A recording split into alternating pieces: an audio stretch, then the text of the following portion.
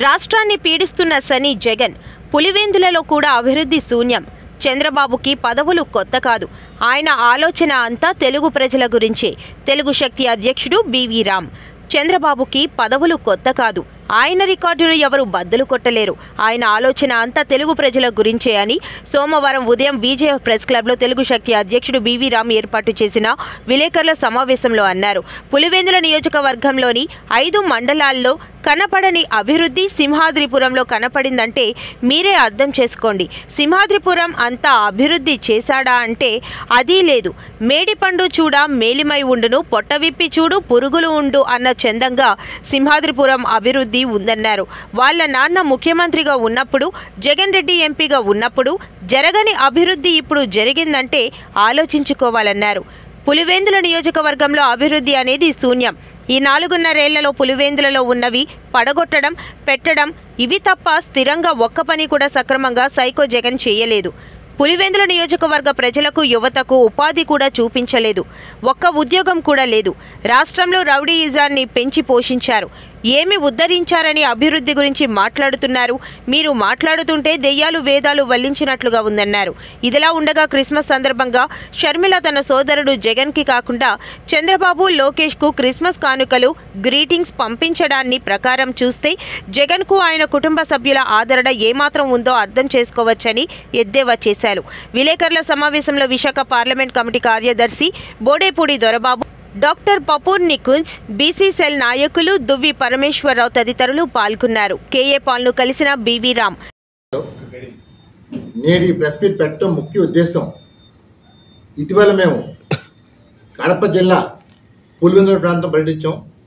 మరి నిజంగా ఎంత సిగ్గుచేటంటే సాక్షాత్తు ముఖ్యమంత్రి జగన్మోహన్ రెడ్డి నియోజకవర్గం పులివెందుల్లో ప్రజలు దుర్భాష ఆడుతున్నారు ముఖ్యమంత్రి గారు.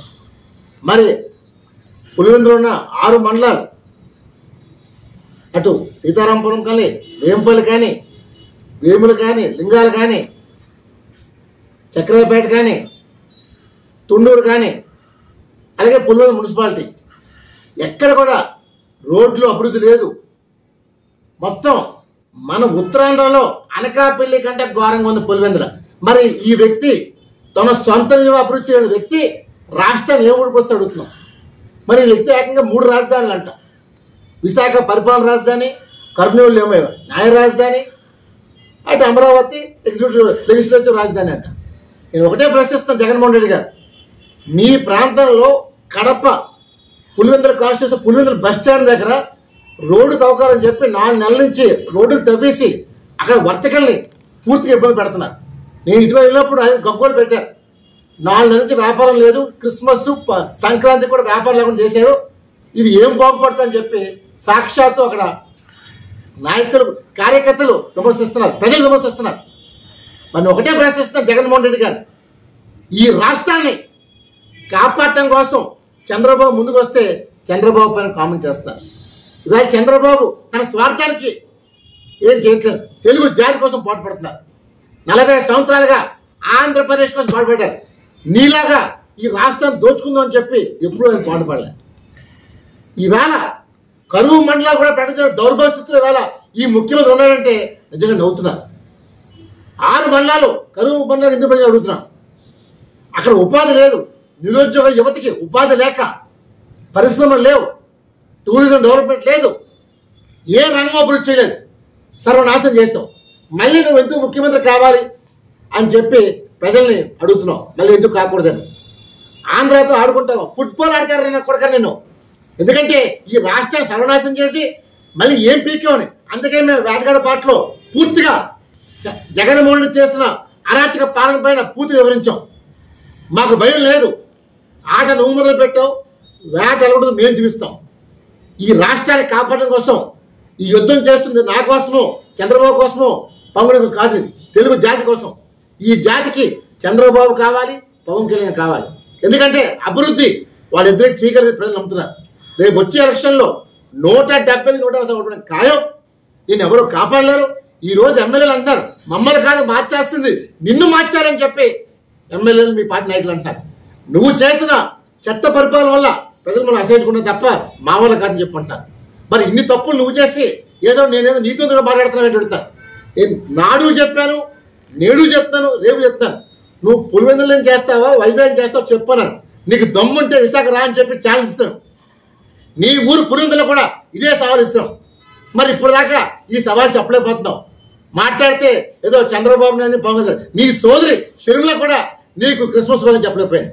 అటు చంద్రబాబు నాయుడుకి లోకేష్ తిరిగిపరిచింది. అంటే నేను ఎంత అసహించుకుంటా, నీ కుటుంబ సభ్యులే నేను అసహించుకుంటాను. దాన్ని ఒకటే పిలిపిస్తాం, ప్రజలారా, ఈ జగన్మోహన్ రెడ్డి టైం అయిపోయింది. ఇంకా ఇతని పరిపాలన జనాలు కోరుకుంటలేదు. ఇతను గుడ్ బై చెప్పబోతున్నారు, బాయ్ బాయ్ జగన్ చెప్పబోతున్నారు. అందువల్ల ఇలాంటి వ్యక్తిని దయచేసి నేను ఒకటే కోరుతున్నాను, పులివెందుల బస్ స్టాండ్ కూడా లీజ్కి ఇచ్చాడు. అంటే బస్ స్టాండ్ తీసుకెళ్లి పులివెందుల ఊరు బయట పెట్టి ప్రజలు ఇబ్బంది పెడతారు. ఇలాంటి సైకో అని ఏమని అడుగుతాను. అంతే పులివెందుల ప్రజలకు కూడా రేపు ఎలక్షన్లు పెడితే జగన్మోహన్ రెడ్డి ఓడించడం కోసం సిద్ధంగా మనం చేస్తాను. ఈ రాష్ట్రాన్ని కాపాడటం కోసం పులివెందుల నుంచి నాది కాబోతుంది. అందువల్ల ఈ జగన్మోహన్ రెడ్డి పరిపాలన అయిపోయింది, ఇంక అంతమైపోయింది. ప్రజలు ఒకటే పిలిపిస్తాను, ఈ మరో యుద్ధానికి సిద్ధం కాండి. ఈ యుద్ధం జగన్మోహన్ రెడ్డి ఈ రాష్ట్రాన్ని తరివేదాకా తెలుగు శక్తి ముందు ఉండిపోతుంది. నా వెంట రెండని చెప్తాను, ఈ జగన్ నుంచి రాష్ట్రాన్ని కాపాడటం కోసం తెలుగు శక్తి ముందుకు వచ్చింది. ఈ రాష్ట్రాన్ని కాపాడి తెలుగు జాతిని నిలబెట్టి రేపు జగన్మోహన్ రెడ్డిని పులివెందుల్లోనే ఓడించి ఆంధ్రప్రదేశ్లో నిలబెడతాను. నీకు దమ్ముంటే నువ్వు మగనైతే చెప్పు, వైజాగ్ వస్తా అని చెప్పు. చెప్పలేకపోతే నేను డాష్ డాష్ డాష్ అనే వస్తుంది. జై హింద్.